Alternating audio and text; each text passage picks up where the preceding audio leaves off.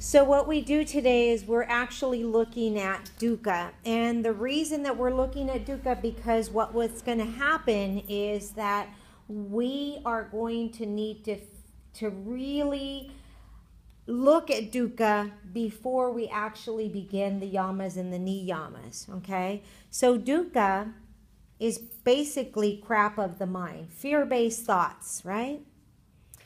And fear-based thoughts are those thoughts that keep you from moving forward. So I call those thoughts the critical voice inside our head, right?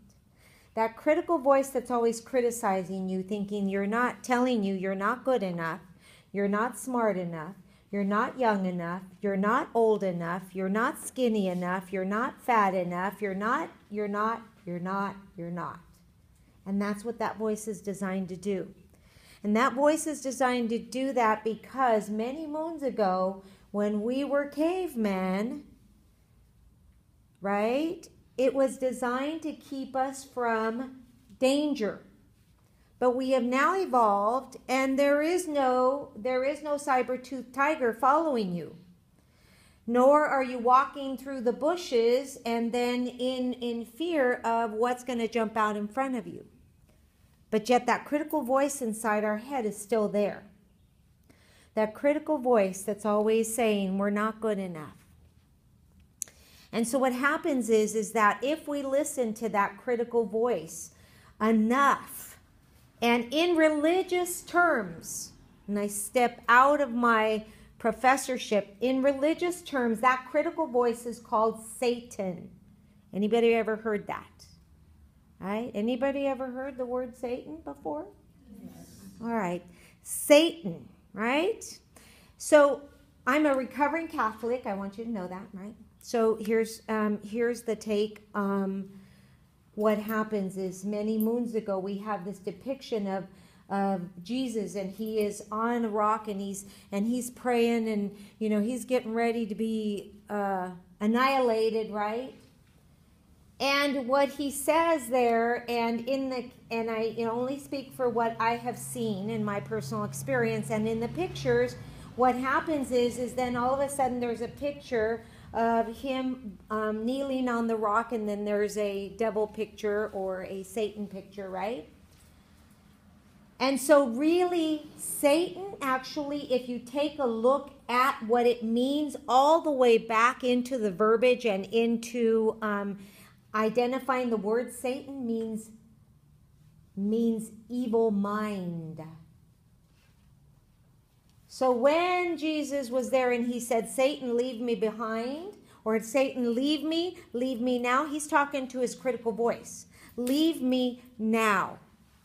Leave me now. Critical voice inside my head. I can talk to you. Remove yourself from my head, right? Because when we are in that critical voice, what ends up happening is that we are in ego. And when we are in ego, we are edging God out. Because if you think about it, would we, when we're in ego, what is it? We're always thinking that we're all that, right? Right? Yes. And so is that, really going to serve us best? To be the best person that we can be? You see, we all have one purpose in this lifetime. And you can either choose to agree with me or disagree with me. That's okay. But we have one purpose. We were all brought here for one purpose. And that is to be the best version of ourselves that we can possibly be. No matter what you're doing and what vehicle you take and what road you take, you must always be the best version of yourself you can possibly be. But can you be the best version of yourself when you are in ego? No. Because what happens when we're in ego? Who are we thinking about? Ourselves. Ourselves. And so can we be the best version of ourselves if we're only thinking about ourselves and our gain? No. Right? So what we have to realize is that our path of self-destruction comes from listening to that critical voice inside your head that says, I'm not good enough. I'm not fast enough. I'm not strong enough. I'm not. Whatever you put behind the word you're not, be very careful, because that word will become your truth, right? So be very careful about that. So those thoughts don't serve us anymore. Those thoughts are our egoic mind, right? Now, self-obstruction are those thoughts as well, because what happens? We don't move forward. We don't get out of that comfort zone, do we? Because what happens? We're obstructed. We're obstructed by the thoughts, right?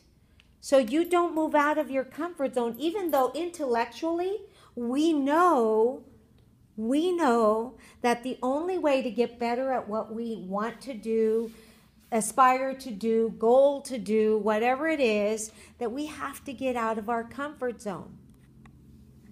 We must get out of that's the only place where growth happens.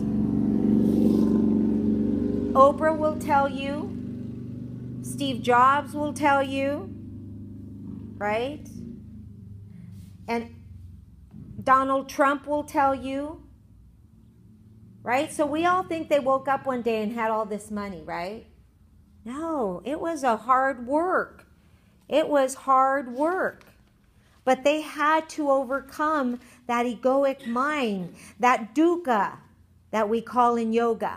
Dukkha, right? Poop of the mind, because that's what it is. It's poop. Who said you're not old? Who said you're not old enough? Who said you're not young enough? Who said you're not smart enough? Who? That voice inside your head only, right? Yes or no? Yes.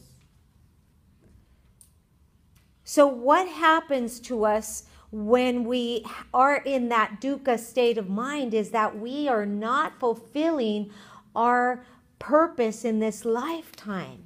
And that's what yoga tells us, is that you need to realize that when you are dukkha of the mind, you've got to do what it takes to get out of there. Now, let me tell you how long ago you have actually gotten those fear-based limiting beliefs. Since the day you were born, since you were in utero. In utero, right? And it happens because I want you to realize that when the baby is in utero, you guys all know what in utero means. It's in the mommy's tummy, right? Okay, so when you are in utero, what you feel, those feelings that the woman feels, are transmitted. The sounds, the voices are all transmitted. Every single one of them. If you think, you know, when we get pregnant, we think, okay, well, we got to eat well for the baby. By that time, it's too late. By that time, it's too late. If you really want to do the best that you can, you need to start taking care of that body that's called the vehicle. You see, dukkha of the mind also includes how we eat. Are you being the best version of yourself and treating yourself in the best fashion when you eat hot Cheetos? No. You're disrespecting that body.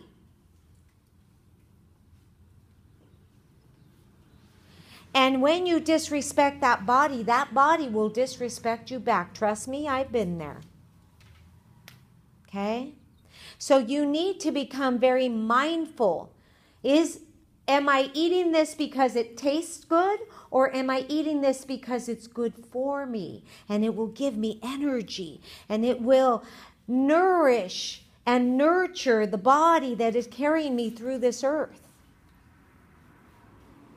You see, we don't make that connection, but that's what yoga tells us, is make that connection. If you're tired all the time, it's because you're probably not eating very healthy. And also, too, probably because you're not feeding yourself mentally